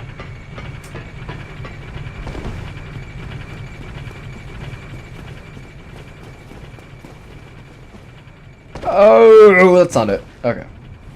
Yeah. I don't really want to walk around. Fine. I should probably do that. Who believe us, we know. Oh, good lord. I don't want to fight skeletons. No. Oh, right. There's a dude there. We'll see him later. I'll see him later.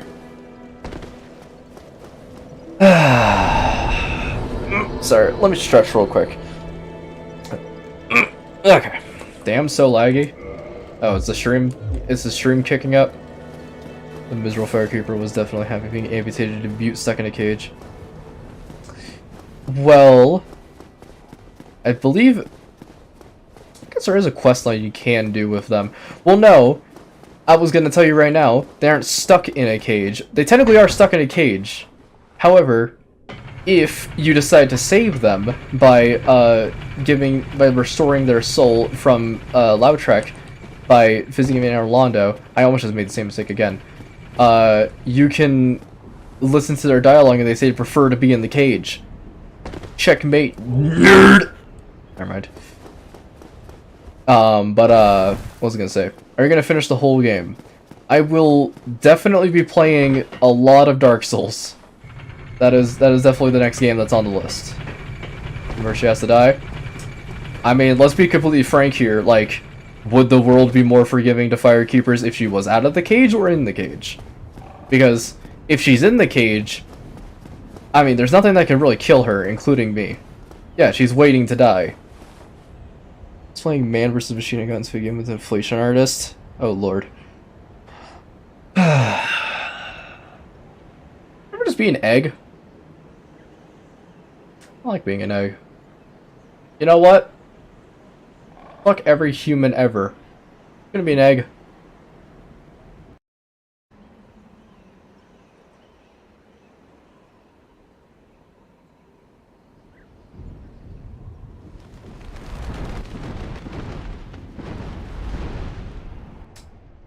And we're off.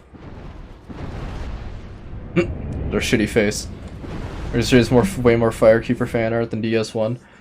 I'm gonna be completely frank with you. Well, let's think about it this way. In Dark Souls 3, there is a guaranteed safe haven with Firelink Shrine, where warriors come to, you know, gather around. Crestfallen Warrior is the best thing that they have in terms of lines of defense. If the Firekeeper were sitting out in the open and one hollow was like, yeah, I want to go kill a Firekeeper, because we can, because we're hollows, then, like, Crestfallen Warrior's just gonna sit there and be like, well, hollow, hollow, darkness, violence, murder bells.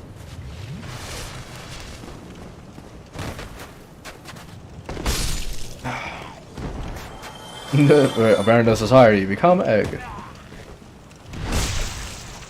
Donk! Okay. We're just gonna make a pit stop here, not to fight the stray demon, we are just gonna go fetch a couple of equipments. Equipments and mystical items of unknown origin. Oh, thank you, I like goats for the subscription. It's only now working! Good. That still scared the shit out of me. Have you ever played Metal Gear Rising? I have not. I'm trying to, like, reach into, like, the back of my brain and see if I can find any, like, memories of it, and I don't remember ever playing it, so I would have to answer no to that. I have heard it's, like, best stealth mechanics ever. Also, Oscar?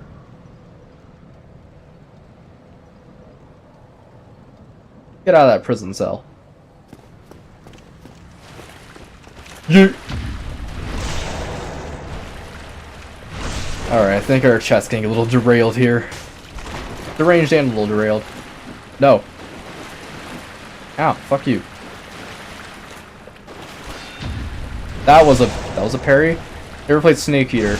The only Metal Gear game I have played was Metal Gear Rising Revengeance. Only like half of it though. I've never played any other Metal Gear games, and I might one day. They look like it's a cool series. Using a hack and slash title. Oh, am I thinking of Metal Gear Rising or Rising of Vengeance? It's hard to keep track of all the names of all the Metal Gears, so I don't know if it's like Metal Gear Rising Revengeance and Metal Gear Rising are both two different games. Oh god. Okay. But what was I gonna say? Oh yeah, our chat's getting a little derailed, so I would intend on people just kinda getting back into the groove of the stream because I am looking over at there and it is just scum. Rising Revenge is the same thing. Okay, that's what I figured. Bonk. Only gonna have Rising in the title. Okay. Alright, now I know. I thought Rising was a different game from Rising Revengeance, which is the reason why I was like, yeah, I remember playing Rising. But yes, I have played half of Metal Gear Rising Revengeance. Or Metal Gear Rising, or whatever what people want to call it. And I don't really bother to like go back to it. I don't really like find the game kind of fun. It's definitely cool. I like the parrying stuff, but I don't know. It just doesn't really work for me. At least in my brain, it doesn't really like it. My brain doesn't really like it.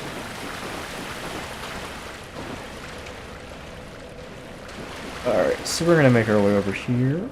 And move our way over here. Pololitical. Oh. That's a weird way to spell Assassin's Creed. Whoa!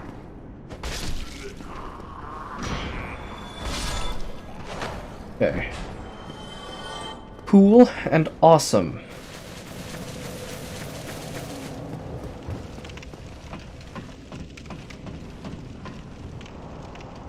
Alright, now we're gonna make a pit stop down here. Because there's a lad. Who's favorite Rick and Morty? Oh, and what's that? Massive demon lad. Yeah, there's 2 of them. It's almost like I've been keeping people in the dark specifically so that way I can reveal important information. Bonk.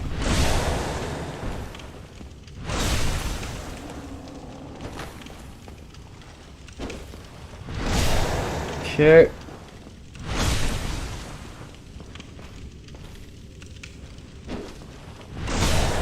Alright.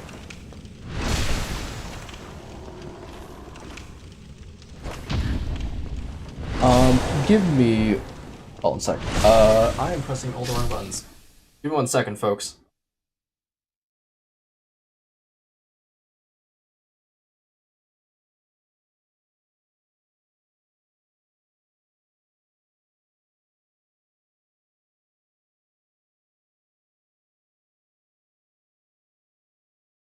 Alright, back. Okay. We didn't get any swords, which sucks. But we do get... Peculiar doll. How strange. I'm not dead, I'm right here. Oh, he German. I'm just like, oop, I'll be right back. Ah! Just vanish.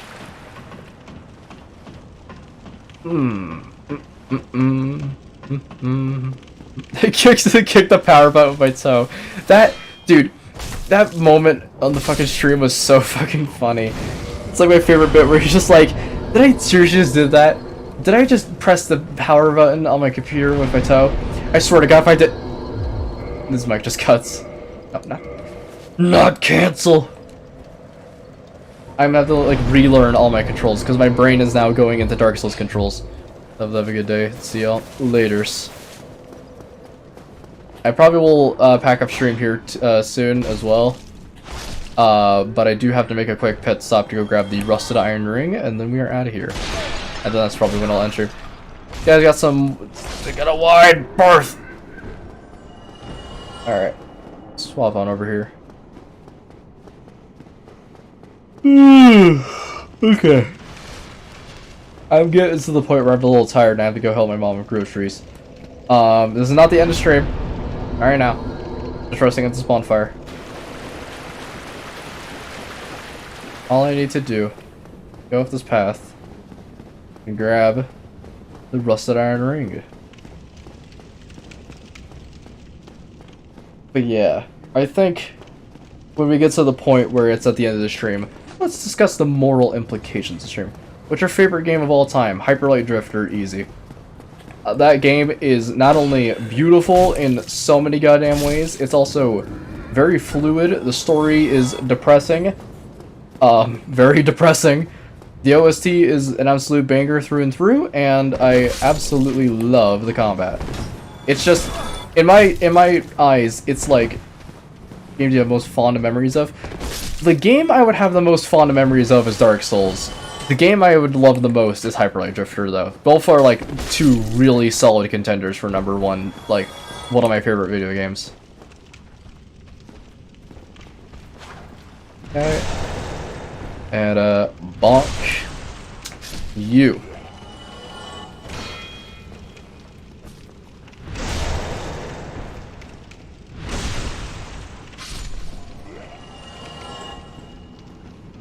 Alright, there we go. And we are going to grab this. Nice. And we couldn't do that before because we didn't get access to Undead Parish.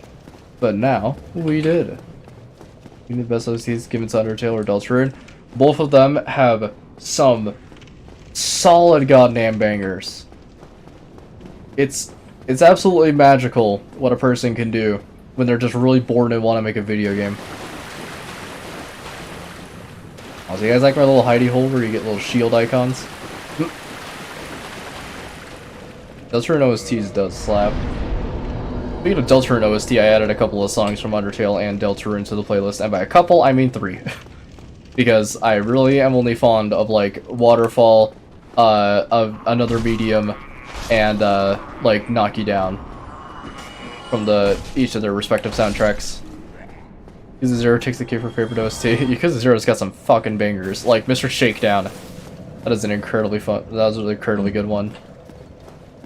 Alright, and let's just get out of here, and then when we get back to Firelink, I shall discuss the moral implications of the stream. And what did we learn? Because this is educational, bitches.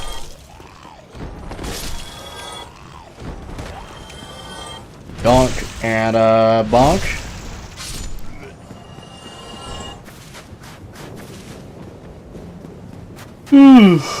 Okay.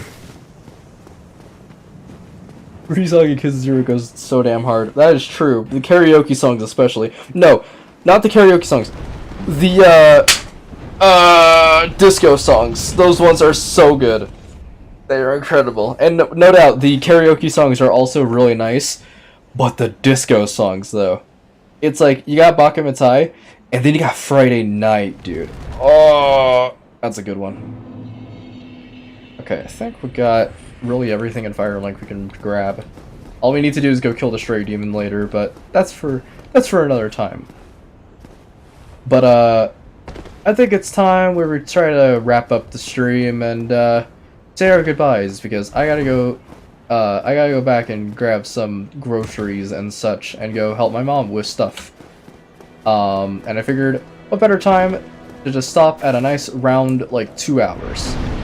Well, let's discuss what are the moral complexities of this stream. Everyone is a human.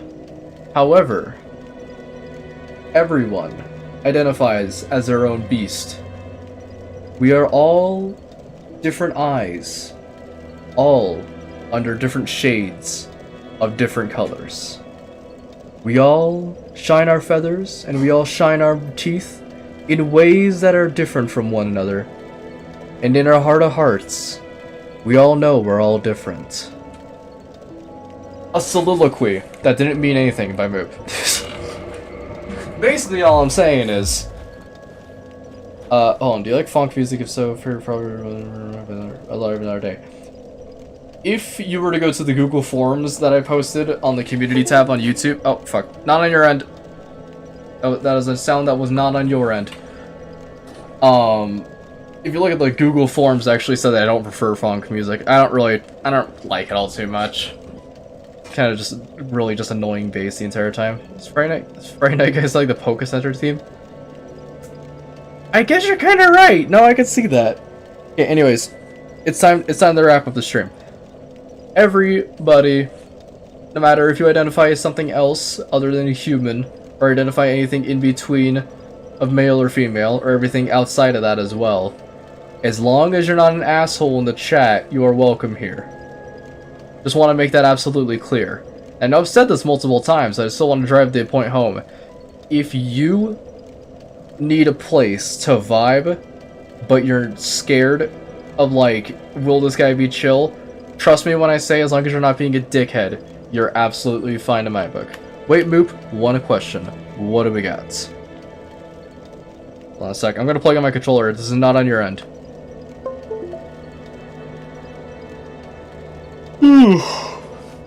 Okay. I'll bite. What questions we got? Questions on the list we got the jury.